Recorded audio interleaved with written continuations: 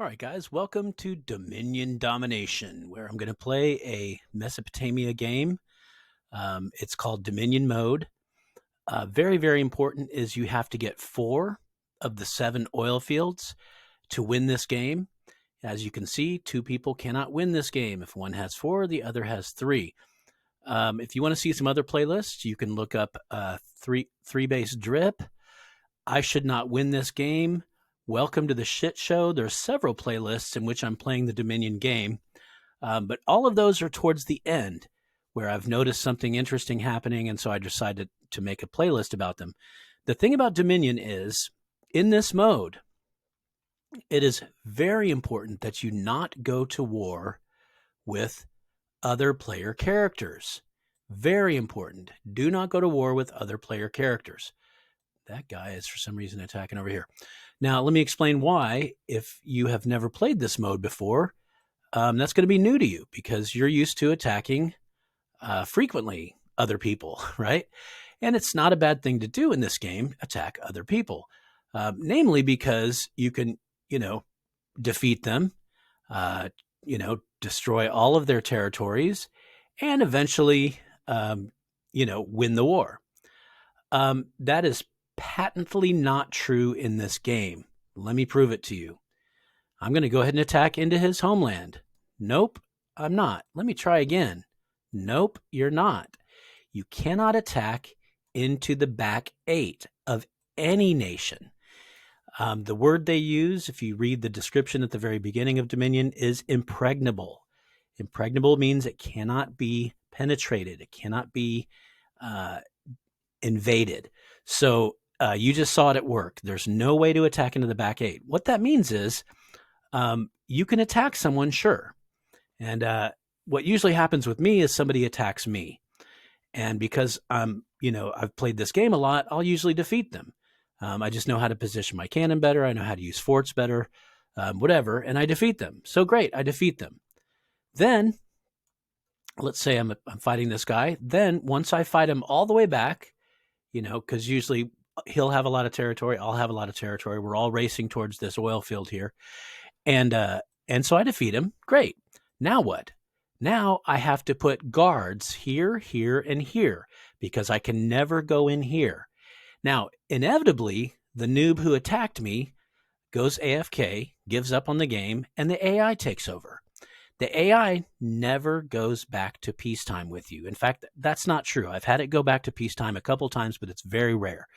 I keep on offering it peace, offering it right-of-way trades, and sometimes it'll go back to peace, but usually you're just at war forever. So the AI is back here building factories. I've had them build railguns before, but certainly they're building cannon and tank. And then just every once in a while, they'll swarm out and attack one of your defensive positions here in an effort to get over to your, land that you've taken over here. So my point being here is if you're playing this game, you have to beware the stupid people. Now, what do I mean by stupid people? I want to just jump over here to YouTube. If you haven't seen this, check it out. The 5 laws of stupidity. The theory of stupidity. But if you look up the 5 laws of stupidity, you'll see all this stuff, and then you can go down that rabbit hole. This is the idea that there are 4 different kinds of people, right? So there are people who help others, and it helps themselves. Okay, so something that I do that helps you and it helps me. Those are intelligent people. Okay, now there are people who help others and it harms them. Right? Help other people, but it harms you. Those are helpless people, right? There's people who help themselves and it harms other people. Okay. You help yourself, but it hurts other people. Those are bandits, right? Immoral people. And then you have people that harm others and it harms themselves as well. So under this sort of structure, those are stupid people. Stupid people are those that harm others. They do something that harms others, and it also harms themselves.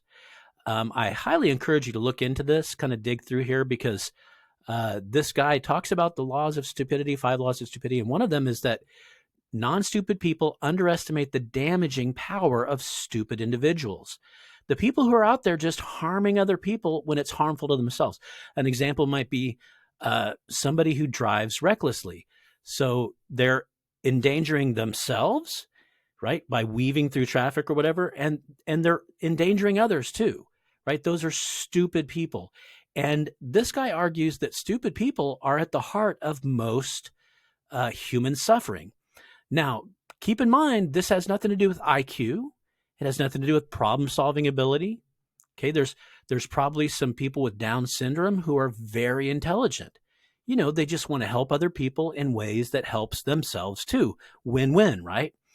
So it's not about intellectual ability.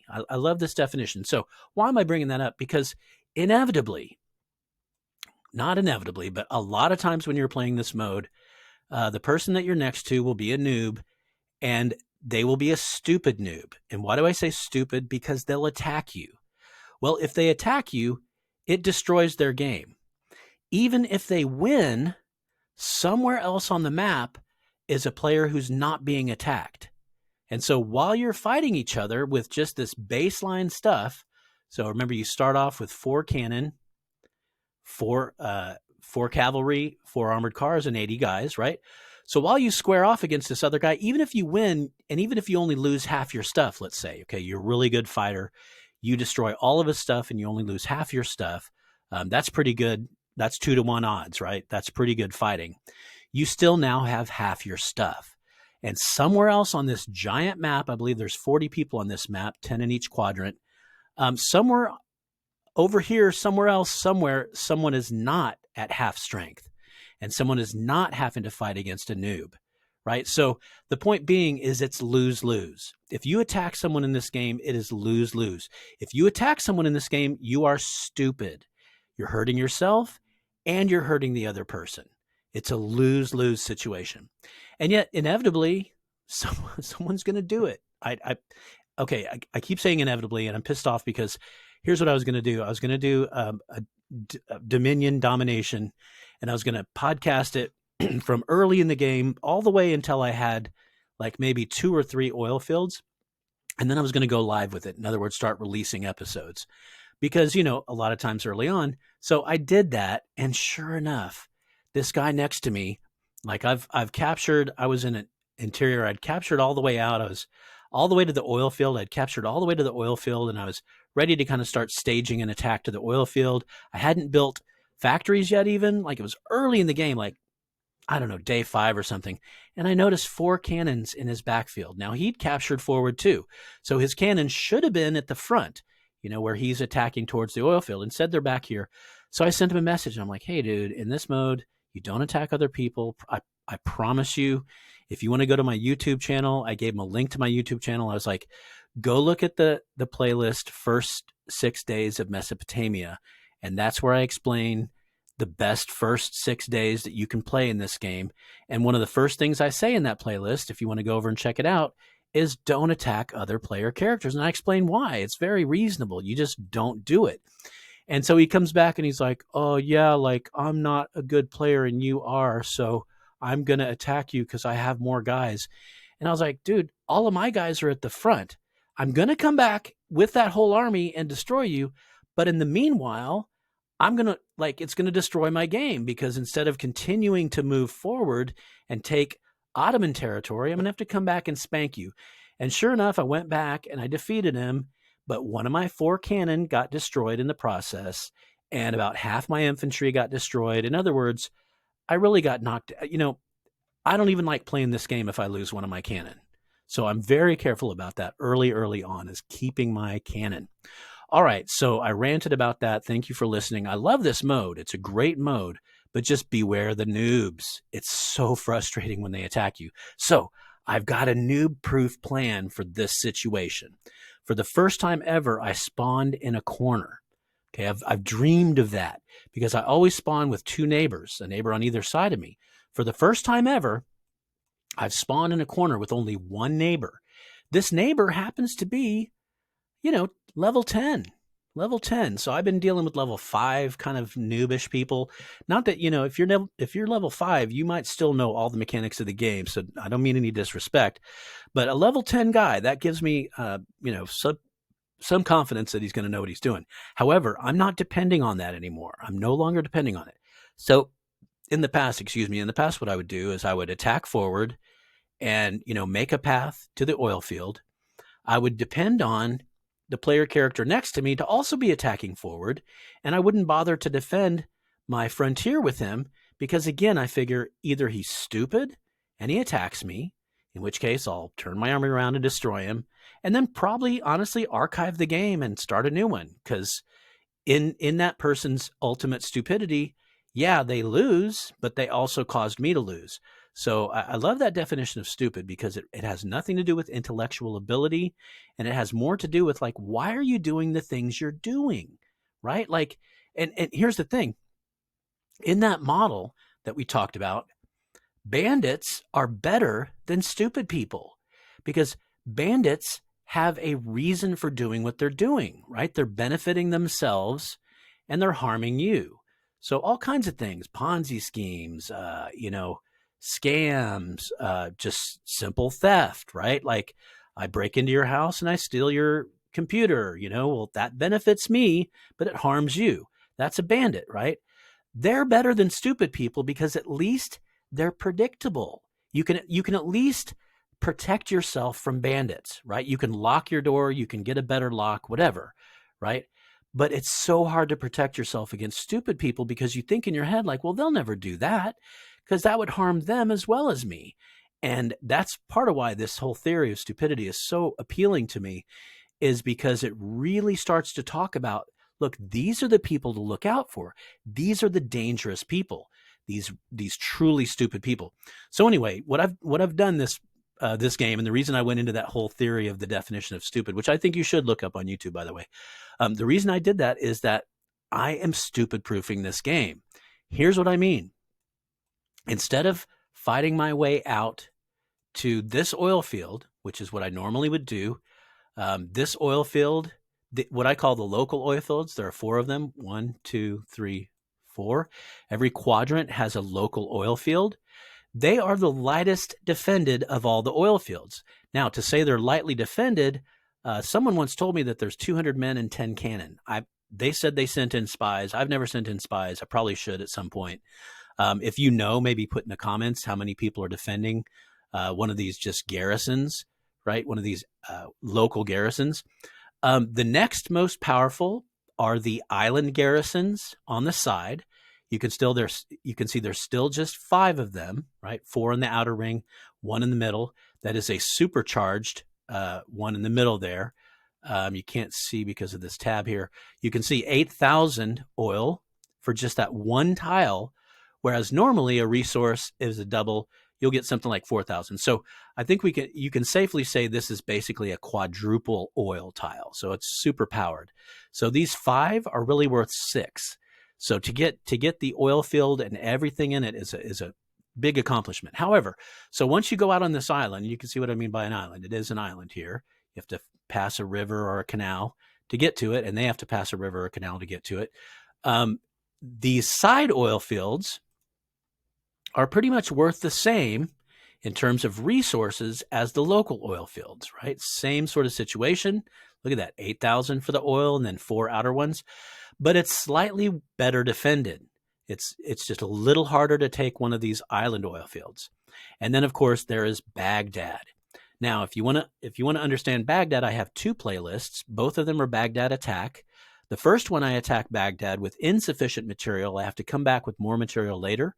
If you go to Baghdad Attack 2, I go in with sufficient material and take Baghdad, but it is a beast. There are 8 territories in the outside and 1 in the interior, and this is a super charged one. Remember, the other was 8? This is 23. And there is a railway increasing production in there, and there is some level of factory in there increasing production. I'm not really sure what it starts with, maybe level 2, maybe level 3. But anyway, that's insane. When you think about your average double tile, when you start with a double tile with really nothing on it, we talked about it's 4,000, almost 5,000. And here we have in Baghdad, the gem of all gems, 23,000. So over 4 times the amount. So this is almost like a, you know, I don't know, quadruple, double tile. I don't know. Anyway, it's massive. So here's my strategy. Instead of attacking outwards and having allies at my flank constantly threatening to attack me, I am bypassing all of these goobers altogether. Fuck these guys. I'm not even going to trust anybody because, as I make my way to the oil field, I expose myself to 1, 2, 3, maybe 4 people who are all trying to get here. And one of them, there's a potential, and these guys, by the way, are like that guy's level 8, but I think up here, this guy's like level 4, level 5, So this is going to be a fun game to cast because I'm going straight to the island. All right, straight to the island. And from there, I'm attacking and taking all this stuff. I'm going to take all this landmass. But once again, I'm going to try to take everything and then only this, not this and not this, only this. And the 2 other, well, I guess 3. Dang it, that sucks. There's a road into this backcountry, so I'd actually have to garrison 4.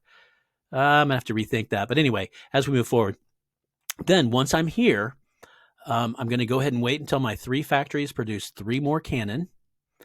And then I'll have 7 because I'm going to keep my original 4. If I don't keep my original 4, then it's not even worth it.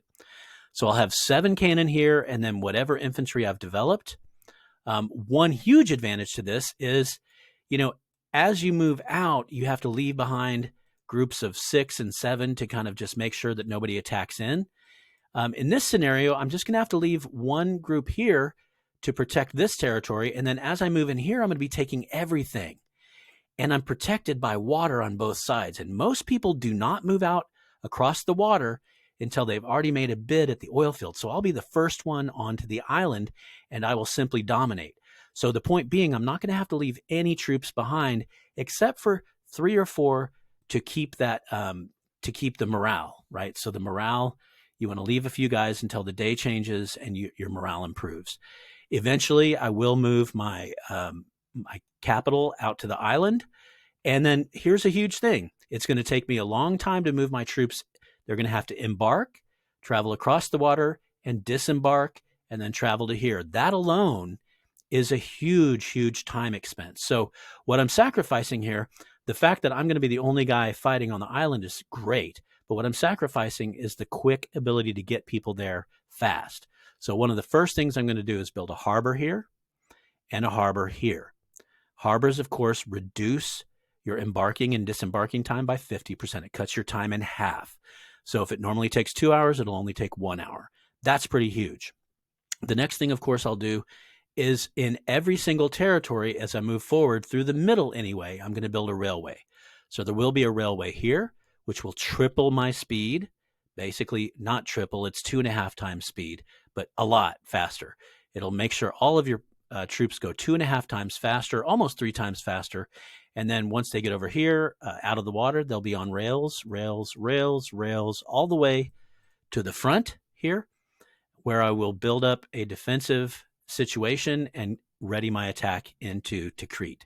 So this is the longest video that you'll find because I had to introduce all that stuff and talk to you about the definition of stupidity, 5 laws of stupidity. Go ahead and check that out. It's a pretty cool YouTube video.